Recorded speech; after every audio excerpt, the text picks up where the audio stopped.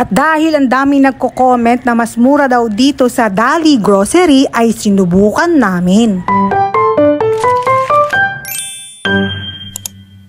Ang Dali Everyday Grocery na ito ay located lang sa Road 2, Barangay Minuyan, City of San Jose del Monte, Bulacan. Halos katapat lang siya ng Minuyan Construction Supply at along the highway lang, kaya kapag nasa jeep kayo ay madadaanan nyo na. Totoo nga na mas mura dito sa grocery na ito, pero kailangan titigan mong maigi kasi kapangalan lang pala yung mga produkto dito. Pagdating sa packaging halos magkamukha. At dahil nadala ako or ayokong bumili ng mga brand na hindi ko kilala, ang kinuha ko dito sa Dali ay yung mga brand na nakasanayan ko na. Hindi naman nalalayo ang presyo ng mga kilalang brand dito sa mga malalaking supermarket sa atin. Nagtry lang ako ng mga frozen food at ilang mga biskwit at tinapay para masubukan at malasahan. Tawang-tawa nga ako nung nakita ko yung trending na baka ko. Sabi ko, sige nga, kuha tayo nito at subukan natin. At dahil nga wala rin naman yung mga brand at items na gusto ko, ang ending ay nag-pure gold pa ako. At dahil nga nakakatuwa ang mura ng mga paninda dito, ayun, naparami ang paglalagay ko sa cart ko. Diba? Na doble pa yung gastos ko.